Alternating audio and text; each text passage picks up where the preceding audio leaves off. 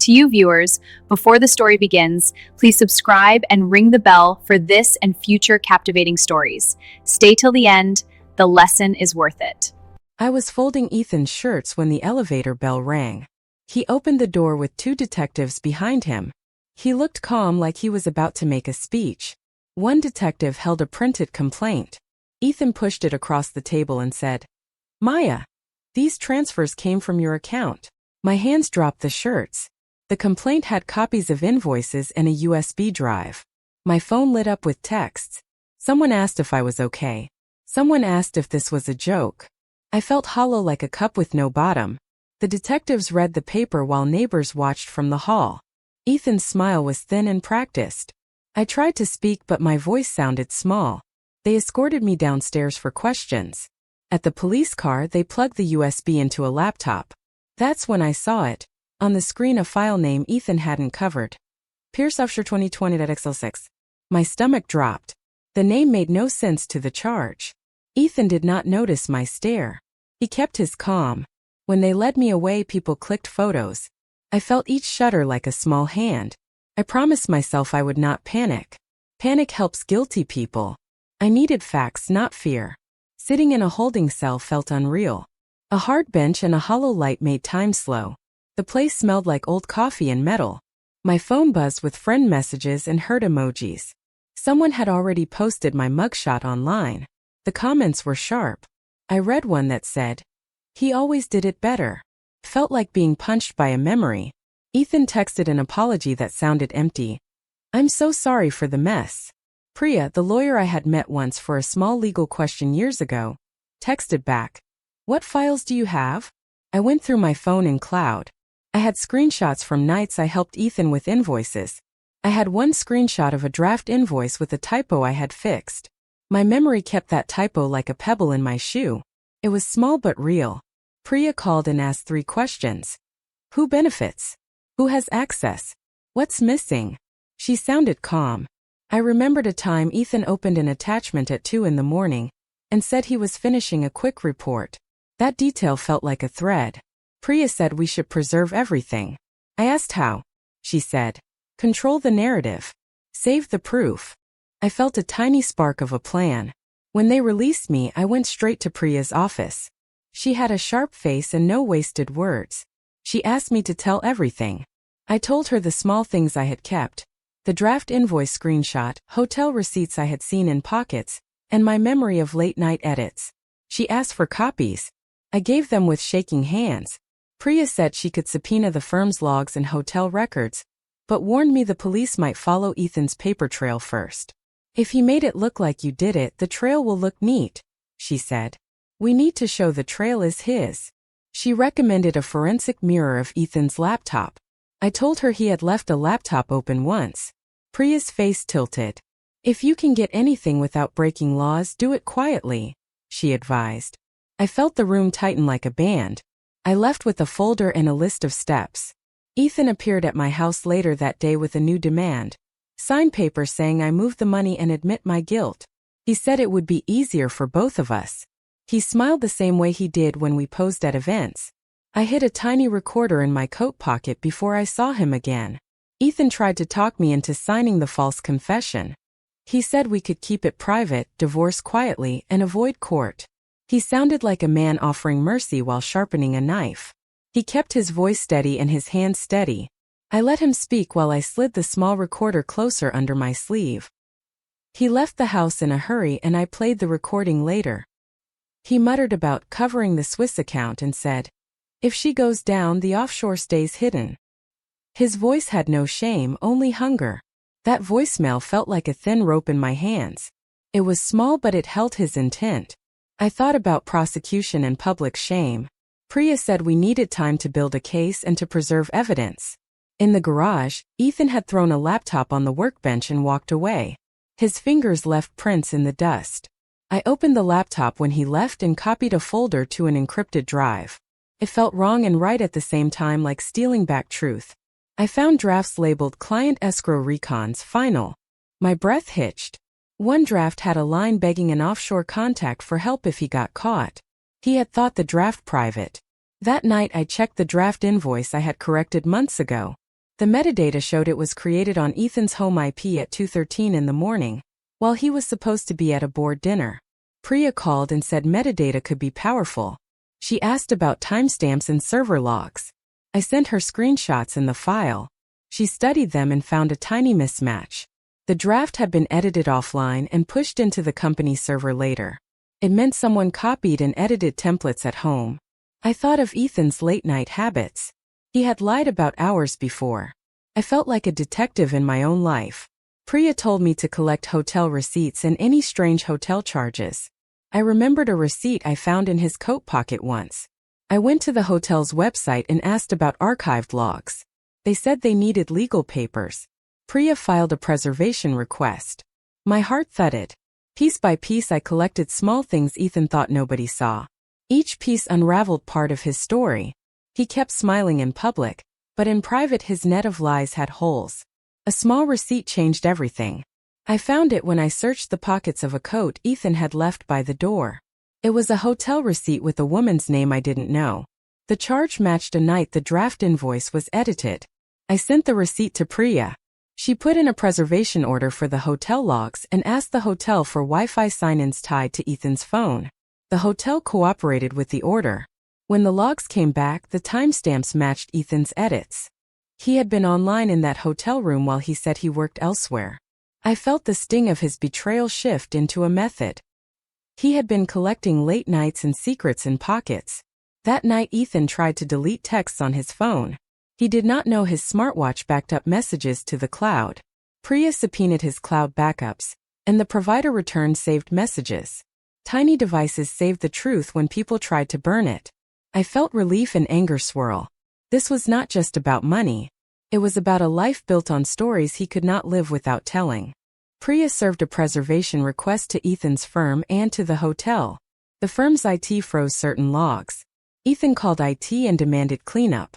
The head of IT was a college friend of mine whom Ethan did not know I knew. He refused Ethan's request. He told me later that he saw a ticket showing a manual override by Ethan at 2:14 in the morning. He also found a second email account Ethan used that was not public. We subpoenaed that address and the keeper for records. The subpoena returned a string of payments to a shell payroll company. The recurring descriptions read, vendor rebate. That phrase stuck out. Ethan used it in invoices I had corrected months prior. Connected a few small dots. The head of IT warned us some things were messy and needed careful handling. I felt the tension of walking on glass. The more logs we opened, the more Ethan's neat story collapsed. We were quiet, patient, and careful. Priya told me to act like an archivist. I saved everything and planned our next move. The subpoena dug up Pierce Consulting LLC, set up in a shell state with Ethan as consultant. Payments flowed from the firm to a third party to Pierce Consulting. The files showed months of transfers labeled vendor rebate. I opened the bank portal with my breath held and found an account I had never been told about. It was a joint account Ethan said he had opened years ago for a home project. That account had deposits that matched project closings Ethan had claimed were delayed. The numbers made a map of a secret life. One wire memo read, "Reimburse. Maya AH." It used a nickname he had sometimes whispered into my hair. I felt hot and cold at once. He used our private shorthand to move money. My hand saved PDFs and I emailed them to Priya. She said the joint account would be critical. She said it showed the personal side of the transfers. Ethan had not expected me to look. He thought I remained the quiet one. He had counted on silence. I was not silent now. I felt a small, fierce satisfaction that the bank had kept a record of what he thought he buried. The joint account showed regular six-figure deposits. The wire memos used coded names and private nicknames. I printed pages until my printer warbled. My phone buzzed with a new message. Do not share internal docs. Ethan. His text was a thin attempt to scare me. Priya told me to save everything and not respond. I did. I also found an email asking for a manual override for payroll transfers and traced it to Ethan's remote desktop. The trail led straight to him. I felt steady as I worked. The evidence built like blocks. Ethan's smear campaign would need a foundation. Priya began drafting a plan to show the trail was his. I thought about how long someone could hold a mask before it slipped. The more we found, the more nervous he looked in public. I watched him at a company event and saw a small tremble in his smile. His neat acts had a messy truth underneath. I felt both loss and power. It was strange to feel them at once. I invited Ethan to dinner and asked careful questions to see his reactions. I did not accuse. I asked about strange hotel nights and about that joint account. He snapped and called me paranoid. Then he said something strange. He called me good at covering tracks. The phrase tasted like admission. Under the table my phone lit with a text. You okay? He's been talking about you as the fall guy. A guest had noticed his tone. Ethan stormed out to the garage to fetch a file and left his laptop open on the table. My fingers moved without asking. I copied a folder to an encrypted drive. The folder had files labeled Client Escrow Reconciliations, Final. The transfers matched the amounts they accused me of taking. A draft email begged an offshore partner for help if he was caught. The draft said, "If Maya chooses, we can pin it on her." I felt the floor drop and then find level ground. I had proof. It was ugly and quiet proof. I called Priya and told her what I had. She arranged a forensic mirror. Jonah came with soft eyes and firm hands. He made a forensic image of the laptop while I watched. He asked me to stay calm as he worked. He found deleted emails, calendar entries, and logins timed to nights Ethan said he was traveling. He recovered a deleted note titled Wire Audit Midnight. Jonah said it was a smoking gun. He also found a deleted file referencing a password USB labeled House. The pattern formed. Late night edits, a shell LLC, and a plan to move money if things turned. I remembered a small metal key Ethan kept and had noticed behind a picture frame. That night I took it and opened a locked desk drawer. Inside was a dusty USB and an envelope holding a bank token.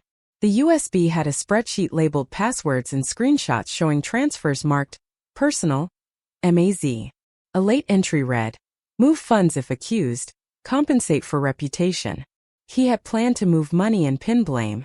The evidence felt like a map of his moral bad weather. I called Priya and gave her the USB file list. She said we were ready to bring matches to a fire. Ethan's team pushed back with a story in the business press about an employee who manipulated accounts. It was a small smear meant to make me settle. Priya advised a short public message asking for transparency and an independent audit. I posted it and waited. The public reaction surprised me. Sympathy shifted slightly toward me when an anonymous tipper sent a redacted payroll export to a reporter showing unusual reimbursements to Ethan. The reporter tried to verify and called Priya. The board sent a tense email titled Internal Audit. Immediate. Ethan woke to it like a man who had misread his own map. The pressure changed him. He looked smaller when he spoke at staff meetings. Priya told me to be careful. Smear campaigns were messy but often brittle. We collected vendor statements and internal logs. The more we gathered, the more his story collapsed into a pile of edits and receipts. I slept in stages and woke with lists. Each list held a small victory. At the board meeting, Ethan stood and tried to present the forged invoices as proof. He used a calm voice to tell a neat lie. Priya entered with Jonah and the mirror drive. Jonah's report showed chain of custody problems and origin points back to Ethan's remote desktop. An executive pulled up a hotel ledger that matched the receipt I found. Ethan stuttered and tried to explain. The board asked for a recess. Outside the room, Ethan called a partner and muttered that if I took the fall, everything else would stay hidden. Jonah had set up a room mic to protect the board. The recording captured Ethan's rambling confession. The board listened and grew quiet. When the audio played, a hush fell. Ethan's face went from smooth to raw. He lunged at me with threats in front of everyone. He said he would ruin me if I touched a single account. His threat felt small next to the proof on the table. The room held its breath. I did not feel fear. I felt the slow turning of a big wheel. Panicked and desperate, Ethan hired a private investigator to dig up dirt on me. The PI found an old relationship and some ugly emails from years before. Ethan leaked them to a reporter to muddy the water. Priya asked for the PI's pay records and the reporter asked for verification. The PI slipped and admitted he had been paid from the joint account we had found. The bank froze that account pending investigation. The move to smear me made his finances more visible. The PI slip was a small path to show we were right. A former vendor showed up at my door with bank wires and a recorded call where Ethan coached him on falsifying invoices. He cried and handed me a USB-labeled truth. In it were payment confirmations and emails linking Ethan to fake rebates. The vendor said Ethan paid his penalties when he refused to keep lying. He wanted to right a wrong. I felt a mix of sorrow and relief. The pieces we had gathered began to look like a case. The tax office opened a quiet inquiry. An anonymous tip led to an IRS review of the LLC and payroll irregularities. Priya explained the quiet and slow nature of tax work. The threat of criminal exposure made Ethan frantic. He moved money quickly and strangely. One night he wired funds to a property address we had joked about touring for retirement. Curious, I watched from a distance. Ethan arrived with suitcases and handed an envelope to a woman who looked afraid. She was the mistress I had only guessed at. She showed me a jeweler's receipt made out to trust account. The purchase matched a wire from our joint account. The scene felt like evidence and wound at once. She said Ethan had told her to hold gifts and not ask questions. Her fear made my anger quiet. She handed me a paper that listed dates and amounts. The tax whispers turned into a loud map of mistakes. Priya warned me not to act publicly. We had to let the law do its work. Priya negotiated a meeting with Ethan's counsel for a quiet settlement. Return the money and walk away, or face full litigation. Ethan scoffed and threatened to reveal my past. He did not realize Priya had already filed temporary restraining orders and liens on the mansion and the LLC. The legal net tightened. Ethan tried to relaunch his smear, but the bank freeze and vendor testimony had shifted the story. The board moved to suspend him pending audit. He looked like a man whose props were gone. One board member offered to sign an affidavit. The pressure mounted. Ethan's voice lost its smoothness in interviews. He begged lawyers for a way through. Priya prepared civil suits and criminal referrals. I felt both exhausted and grateful. The law moved slow but steady. I kept collecting files and receipts, a slow harvest of proof. Police arrived with an arrest warrant. Ethan was taken in front of neighbors and cameras. I watched across the street while drizzle fell. The cameras showed his hollow face as they read him his rights. People shouted questions. I stood quiet and read a short statement about truth and repair. Priya stood beside me and squeezed my hand. The prosecutor offered me immunity if I cooperated fully with the case. It felt like a trade. Tell the truth and keep your life. I agreed. Priya whispered that Ethan had tried to move assets offshore, but failed to transfer everything. Some funds were still recoverable. The arrest made his world small and public. I felt relief and sorrow in a strange quiet. The man who had smiled in photos now faced consequences. I had never wanted his ruin to be my happiness. I wanted repair and safety. The law was finally making space for both. The recovery phase was surgical. Priya, Jonah, and vendors testified. The judge ordered seizure of the LLC, the mansion, and frozen accounts. Restitution and penalties were set. Among the seized documents was an unsigned letter transferring 30% of Ethan's future earnings. He had a backup plan to appease partners if he was discovered. The plan showed how long he had thought ahead for escape. The court named me a claimant and offered restitution for losses he had caused. Money could not mend trust, but it could make a path forward. Priya negotiated that I receive a portion and an ownership stake in the consulting arm Ethan had built. It was strange to inherit a structure from someone who had used it for wrong. I decided to make it honest and transparent. With the settlement, we created a fund for employees hurt by the scandal. The staff who had feared layoffs now had support. I felt a cautious joy build like frost turning to water. The board voted Ethan out in a closed session. They removed him from leadership and started cleaning house. His public apologies sounded thin and rehearsed. Clients left and the firm's reputation took a hit.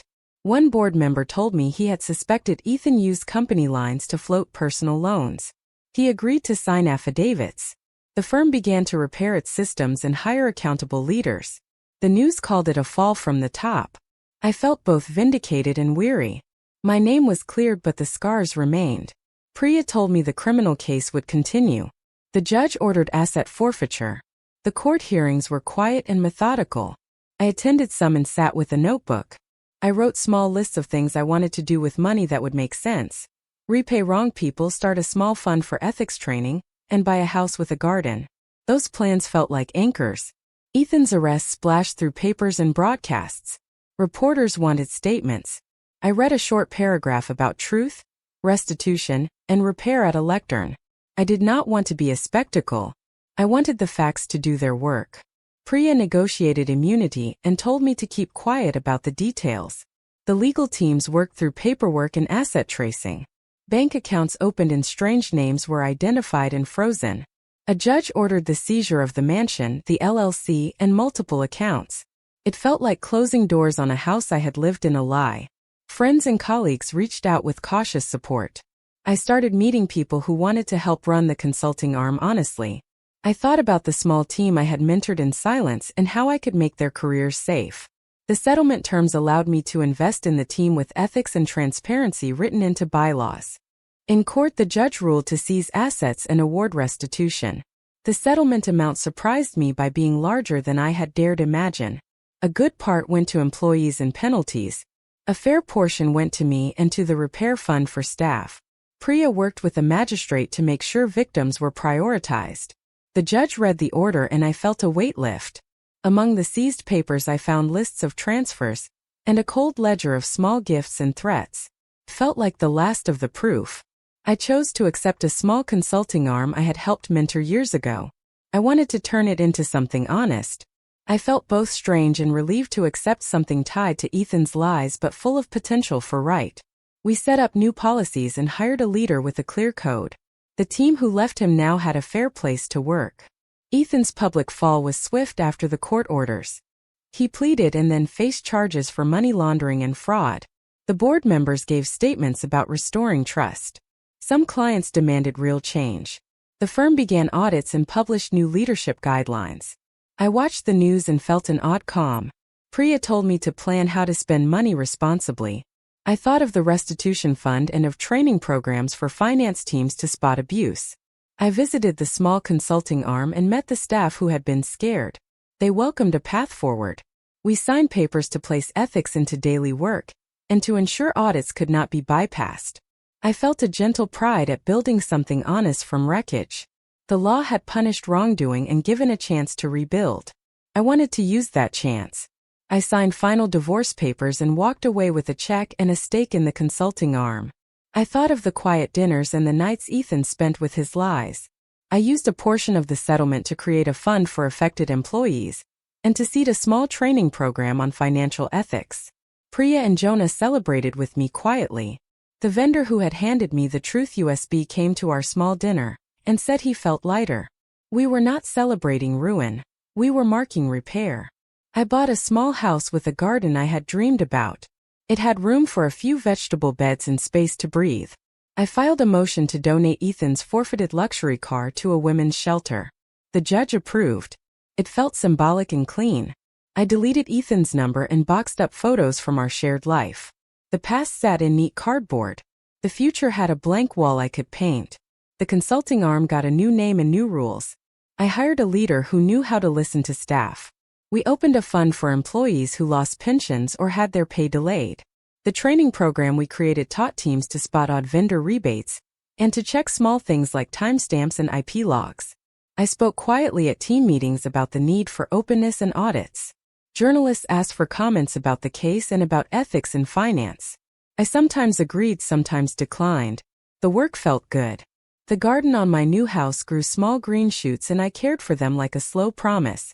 I started going to a conference to speak on ethics. People asked how I kept calm. I told them a simple truth. Small records matter. Little things are often the tracks of big lies. The room listened and then asked questions. My life felt steady. Months later, I stood at a conference lectern as the keynote speaker on financial ethics. I told the story of files, timestamps, hotel receipts, and a quiet chain of proof. I spoke in plain words about care and audits. The audience applauded and I felt a warm, steady light. After the talk, a woman wept and said our training saved her team from a leak. I felt a deep, quiet joy. I still had scars. The divorce left thin places where trust had been, but my life was mine. I used the settlement to keep the fund running and to support staff who needed help. One final move felt right. I filed a motion to donate Ethan's forfeited luxury car to a women's shelter and watched as they hand it to a woman who needed transport to a job. It was a symbolic handoff. Then I deleted his number and booked a one-way ticket to visit a garden I had read about. I walked out with a small suitcase and a steady heart. I was richer in ways money could measure and in ways it could not. The freedom tasted like rain after drought. I breathed and walked forward. If this chapter of her life stayed with you, please help others find it. Like this post if you believe truth matters. Subscribe to the page for more stories plus practical guides on spotting financial red flags and protecting your family. Share this with someone who needs to know they're not alone. It could make the difference between loss and safety. Comment below which moment in the story surprised you most. Have you ever noticed a financial warning sign that didn't feel right? Tell your friends, leave your thoughts, and subscribe, because quiet vigilance can be the most powerful kind of courage. If you want the checklist I hand out in my workshops, say checklist in the comments and we'll send it to new subscribers.